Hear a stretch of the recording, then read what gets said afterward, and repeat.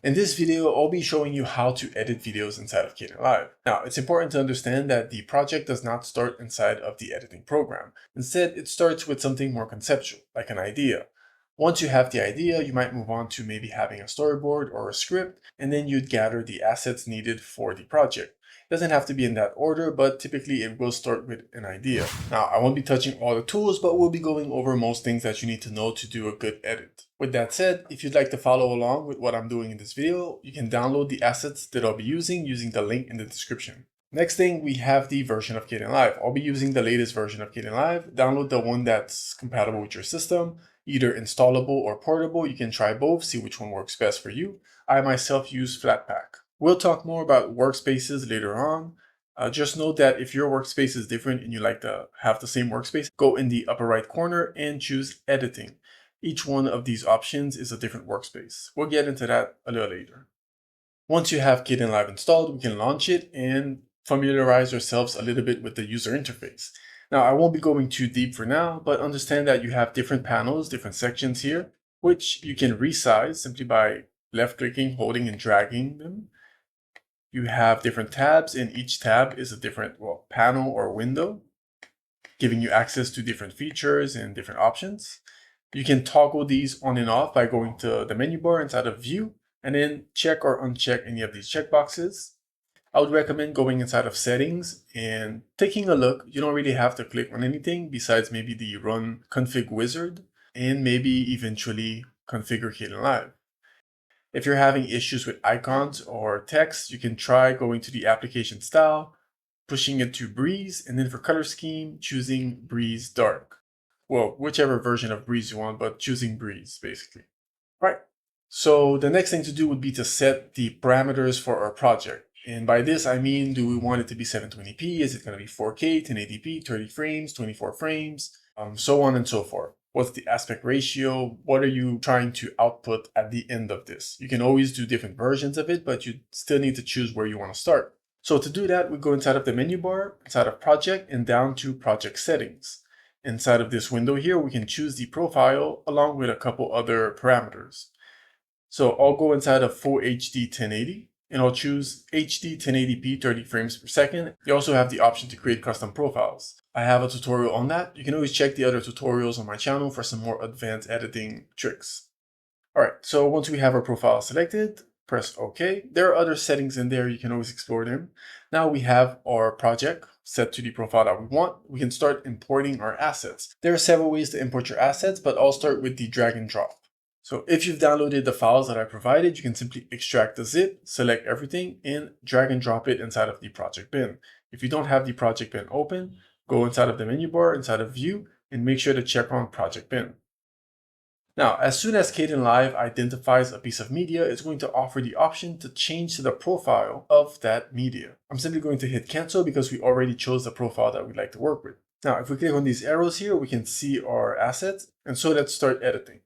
I'll click on this first video over here, and inside of the clip monitor, if you are inside of the editing workspace, so inside of the clip monitor, we're going to get a preview of this selected clip inside of the project bin. At the bottom here, you can left click, hold, and drag to scrub through the footage. This one is going to have a slightly slower playback for me since it's 4K. If you want to see more information about your clips, you can double click on them. It's going to open the clip properties tab. And in here, you can see the specifications of your media, whatever is selected inside of the project bin. Note that you can move these tabs around. You can also detach them and place them somewhere else. For now, I'll leave it there. Now to start adding our clips to the timeline. The timeline are these tracked down here. This is basically where you're going to do your edit. We're going to assemble what you would like to export in the end. One way to add your clips or assets is simply to left click, hold, and drag it onto the timeline and release. Now, if you scrub through the timeline, you're going to get a preview of what's on the timeline inside of the project monitor.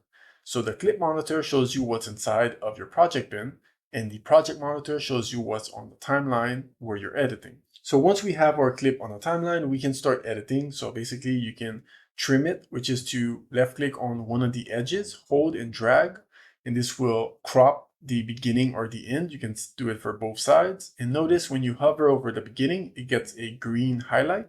And when you hover around the end, it gets a red highlight. That's how you can tell them apart. So these parts that we've cropped are not deleted, they're still available. You simply have to expand the clip back again.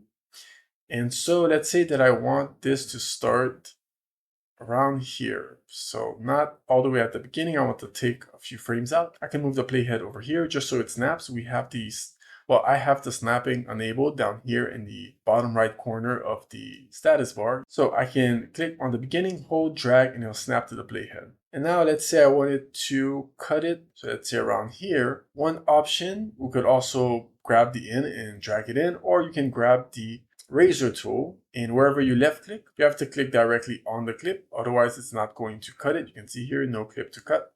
You have to click on it, and we can grab the selection tool again. And now we've just separated these two parts. You can simply delete them.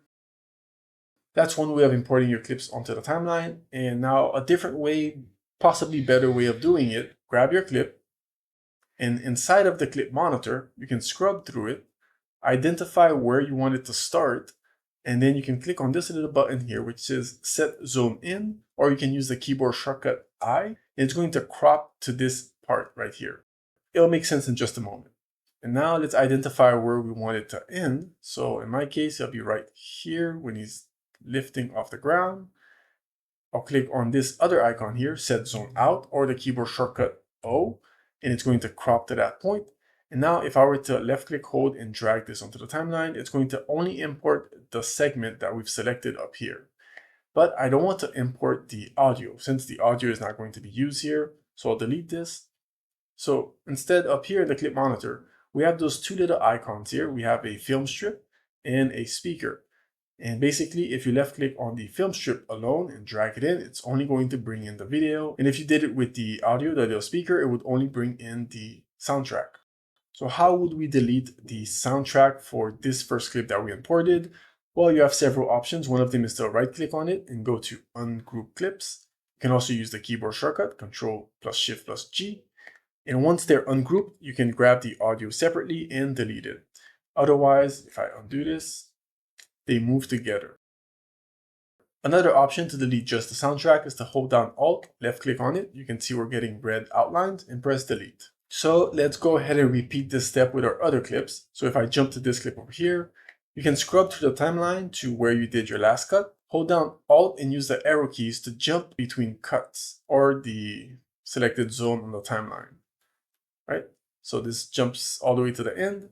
And now I can scrub through this clip and look for where it matches the most. So let's say over here, I'm going to set zone in, so where it starts.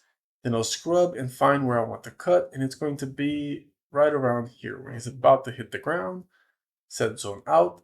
And notice here we don't have the two icons for video and audio. That is because this clip here does not have any audio track. So it's not that the audio is silent, it just doesn't have it. So if I left click, hold, and drag onto the timeline, it's only going to bring in video. All right. So I'll hold down Alt, use the arrow key. First I'll click on the timeline to activate it so that we're at the end of this one. Now I'll do the same with the next clip. So it's going to be this person here, jumps, does a flip, and right before he hits the ground, so over here, I'm going to set zone in. Now I'll scrub to the point where I want to cut it. And let's say around here, I think. Press O on the keyboard for out. I'll drag just the video onto the timeline. And then finally, I'll repeat this with this clip over here. But if I change the zone, it's going to overwrite the previous zone that we had. And if we ever wanted to use that specific zone that we first had, then it would be gone. To avoid that, you can click on this little icon here, which is Insert Zone in Project Bin. Keyboard shortcut, Control I. Click on it, and now over in the project bin, notice we have a little arrow here. Click on it, and you have zone 1. So we've just saved that first zone that we had selected. So now we're free to scrub through the footage. Let's see here, if I jump here, scrub to the footage, identify where we want to make our endpoint. You can use the arrow keys to go back and forth as well. So I'll grab all of this and bring it in. I can press spacebar to play back. And we now have our cut. All right, now you can use a transform to zoom in so you can match their position better. We'll get into the transform in just a moment. Before that, I'm going to zoom in onto the timeline, and I'm going to do so by clicking on this little magnifying glass, which is Fit Zoom to Project. This is simply going to fit everything on the timeline, like visibly in front of us. So now we have our first edit. Now I'm going to add a fade out to this clip so it can fade to black. To do so, simply click on the upper right corner. You can either left click and then it's going to add a fade out, or you can left click, hold and drag so you can control the duration. Of course, if you simply left click, you can always drag it after, but I prefer to left click, hold and drag it myself. From there, I'm going to click on fade to black. So instead of fading to transparency, it's going to fade to a solid black, and I'll change the animation to cubic. So instead of having a linear fade to black, it's going to have a bit more attitude to it. Now we can go inside of graphics, grab our logo or drag it in here, put it on top here. And now here we understand a bit of how layers work or how tracks work. The V1, so if we look over here on the left, we have V1 for video 1, V2 for video 2, A1 for audio 1, A2 for audio 2. When you place a clip on a track above another track, it is placed above the track quite literally. So if I had a solid clip up here, it would block the clip underneath it completely. But in this case, we have an image with transparency, so it's like you can see through it still. So now I'm going to add a fade. So this time I'll click on the upper left corner and drag it in. And now the logo is going to fade in gradually. I'm going to click on the clip, change the animation to cubic in. Again, so it has a bit more attitude fading in. And there we have it. And lastly, the logo is a bit big, so I'm going to shrink it in size. And to shrink it in size, you can click on the star over here and choose transform. You can either double click on it or simply left click, hold and drag it onto the clip that you want to add it. And you'll have the options to control it inside of the effects and composition. This is basically what we've been using to tweak the values of the fade-ins that we've added so far. All right, so inside of the transform, down here in size, we can change the percentage. So let's say I go for 80%, and it's going to shrink the size of the logo over here. All right, you can click on these little arrows to collapse it. So we have our first rough cut, but over here in the beginning, I want to have a transition between the clouds and the next clip. I also want this first clip over here to be a little shorter. It lasts a bit long, so I'm going to crop it. Now, there are different ways of cropping. One option is you can snap the end of it to the playhead. To do so, you can press close parentheses. To snap the beginning to the playhead, you can use open parentheses. All right, and now we've left a big gap back here. There are several ways to close this gap. One of them would be to right-click on the track and go with remove space. Or notice that the top clip didn't move. You can right-click, say remove space in all tracks, and everything moves together. There's another tool that allows you to do this for other situations where this won't work. We'll see it in just a moment. So I want to add a transition between the clouds and this second clip over here. One way to do this is select the cloud clip, go up here above the timeline, you have mix clips. You can use the keyboard shortcut U or double click between the clips. And it's going to add this purple thing, which is a transition. If you click on it, you're going to get a couple options here. So you can control the softness, the duration, the position. The position is mostly which clip does it affects most. But if this feels a bit complicated, you can delete that and grab this clip over here, move it above, and simply drag it on top of this clip. Now notice it's simply going to cover it completely because again, it's now placed above it. And I want the transition to last 2 seconds. So I'm going to hold down Alt and I'll press the right arrow key so I can jump to this cut over here. So now if I hold down Shift and I press the left arrow key, the playhead is going to jump exactly 1 second. So I'll hold down Shift again and I'll press the arrow key and it jumps another second. And now I have 2 seconds of transition right here. So holding down Shift and pressing the arrow keys jumps 1 second in either direction. And in this case, 1 second is 30 frames because we're working at 30 frames per second. Now to add a transition between this top clip over here and this bottom clip, I can click at the bottom left corner, this little purple dot here, and it's going to add a composition track over here, this wipe composition.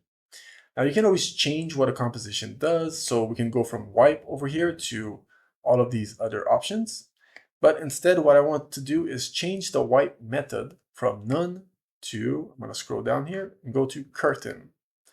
And now if we move forward, you can see how it has this curtain transition, but the edges are very rough. So inside of the effect and composition stack, I'm going to increase the softness significantly. And now it's going to give a more subtle transition from the clouds to this scene over here. All right. Now to add our title, I'll jump back in the project bin.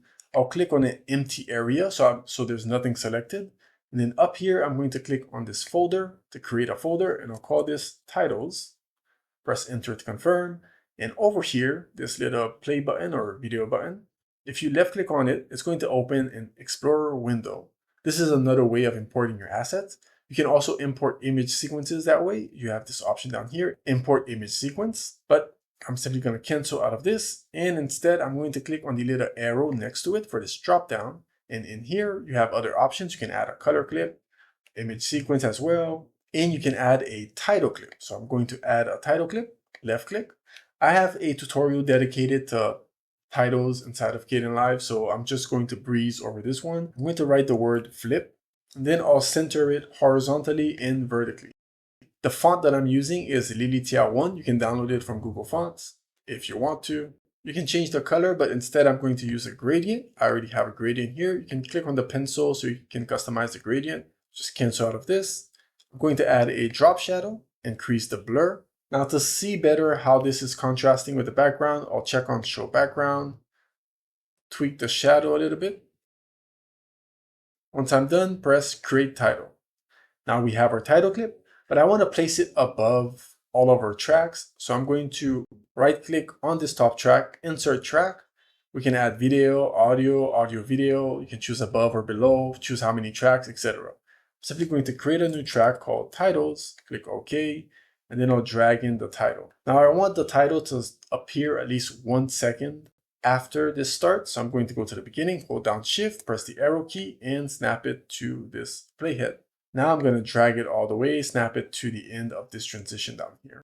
Let's add a bit of animation to our title clip. I'm going to go inside of the star, choose transform, drag it onto it. And now inside of transform, we can also create animations. To do this, I'll jump to the beginning using this stopwatch with the arrow. We already have a keyframe. I'll jump to the end over here and I'll add a keyframe. Jumping back to the beginning, I can change the Y value so I can move it up and down. So I'm simply left clicking, hold and dragging. So I'll move this over here, for example, and then jump to the end and I'll move this ever so slightly higher. Now you're going to see red outlines with the show height edit mode. You can also click and move your text on the screen and resize, etc. If you move to the right corner, you have these options here to zoom in and out of the canvas. You can add a grid.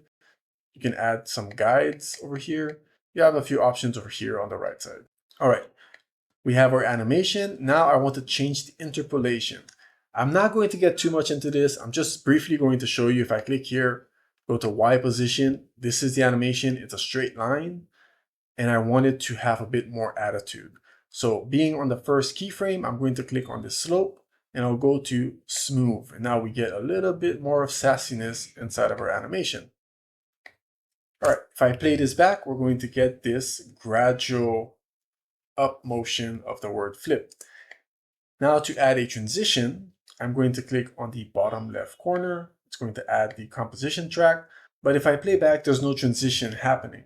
So to fix this, inside of the effects and composition stack, we're going to go from composition track, switch it from automatic to V1 so that it knows that it's transitioning with V1. Now, if you play back, it's going to simply fade in. All right, now I'm going to switch the wipe method from none to curtain again. So curtain. And now it goes from under to above. I want it to do the invert. So I'm going to invert it. And now it's going to go from the top to the bottom. And I'll add a bit of softness to it. With that done, I'm now going to make it fade out or disappear. And to do so, I'll click on this bottom right corner, add another wipe. I'll change the method to dissolve, or I mean the curtain. And then I'm going to change the composition track from automatic to V1. So it's switching with V1 again. and I'll click on invert. So it goes upwards. I'll increase the softness quite a bit. And now when I play back, it's going to fade away. So now we have this big gap here with everything in the back.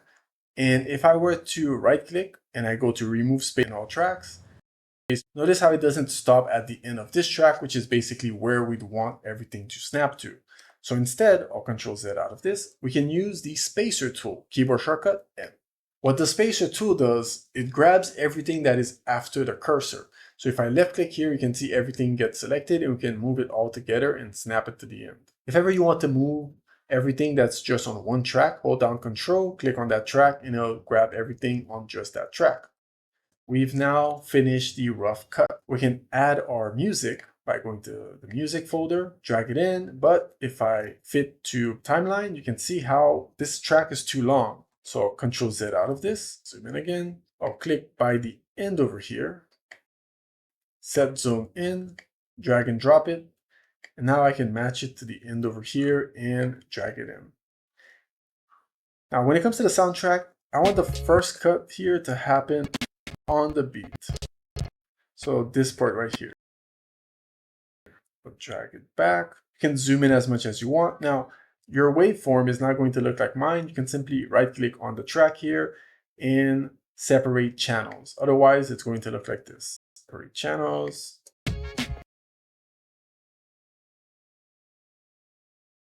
All right. And now I'll make sure that this starts at the beginning.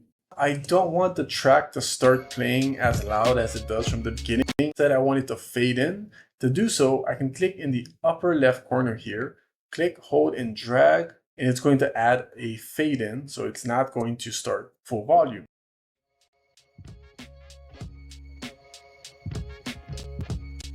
But still, I find that the volume of the audio is a bit too loud, and I would like to bring it down. So I'll click on the star, go to volume, keyframeable, add it to the soundtrack, and now I can lower the volume here. So I could say, for example, -12, which is lowering it quite a bit, or simply -6.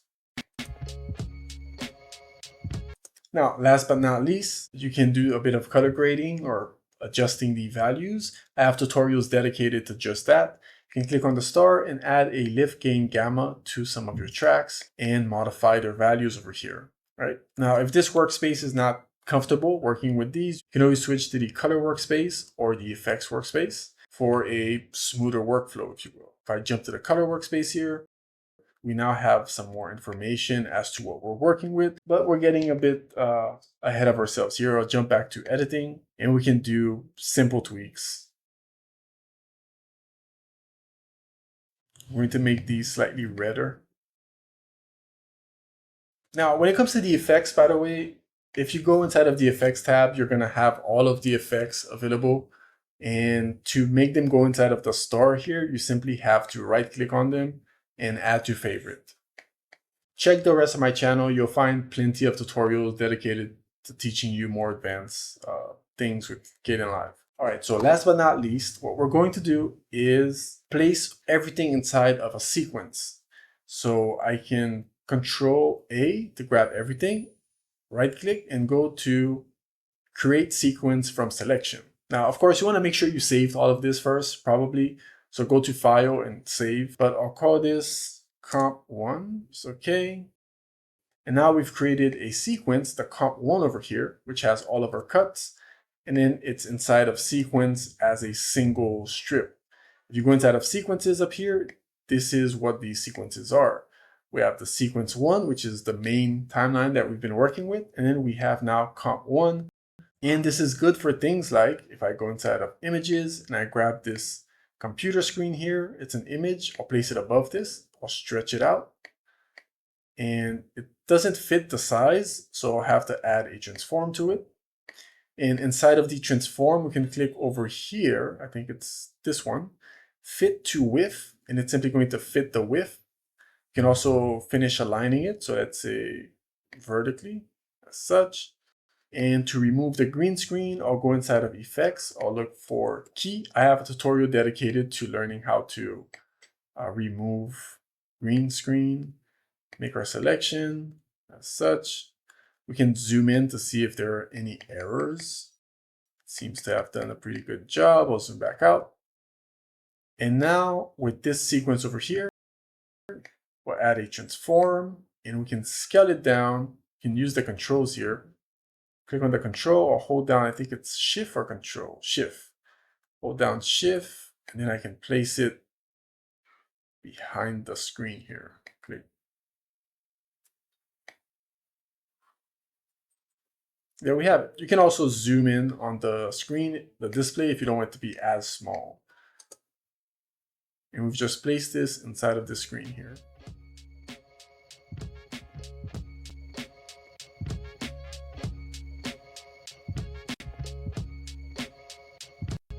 All right. Now, one more thing, this clip over here, I find it to be a bit slow and I'd like it to move a bit faster. So to do so, I can right click on it and go to change speed. And the higher percentage, the faster it moves, the lower the percentage, the slower it moves. So I'll write 150, press enter. You can see it's shorter now because it's faster. And if I play back, it still feels a little bit slow. And if we don't want to do the whole clicking, right clicking and going to change speed, you can zoom in here, hold down control. Before we do so, notice how we have a percentage up here, 150. So if I hold down control, left click, hold and drag, you can see the percentage goes up. So we're not trimming it, we're changing the speed of it. So I'll put it up here, playback.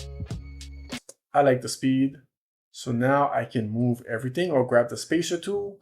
But if I left click and try to move, it doesn't move. And that is because the soundtrack is being pulled as well. And it's already reaching the wall. So I can't pull everything back. I could hold down control, but it's only gonna move this track over here. So how do we get past this? Well, you could grab the selection tool and hold down shift, grab everything, or simply lock the soundtrack, grab the spacer tool, and now when you left click and drag, everything will move except the soundtrack. Now we can unlock it. All right. And there we have it. Now you can see that it's a little shorter. Let's just drag this in. And we're done. Once you're fully done, to export this, you can export either this sequence or this sequence. You can simply hold down control, press enter, or go inside of the menu bar, inside of project, down to render. Now, to have the extra options that I had over here, simply click on more options, and that's how you get these extra options. So choose the profile, the codec that you'd like to export as. So in this case, I'll go with generic HD for web, MP4, H.264, AAC. You can choose whatever works for your project or whatever you're trying to export. You can even export just audio if you want to. You can tweak the settings however you like. You have the parallel processing for faster rendering, but you can see it may cause artifacts. I rarely ever get artifacts, and by rarely, I mean I could probably count it on one hand. You can add metadata, choose the location where you want to save it, give it a name, so flip video, and then hit render to file. And then Kdenlive is going to do the render. Interesting thing is you can continue editing from this point on, and it's not going to affect the render. I can keep editing and it won't affect the render, and I can start another render after this render. So I could say, now I want to render this sequence over here with the table. And so I go inside of here and it's like, okay, I'm gonna render it with the same settings, render to file. Oh, I have to change the name, that's the only thing.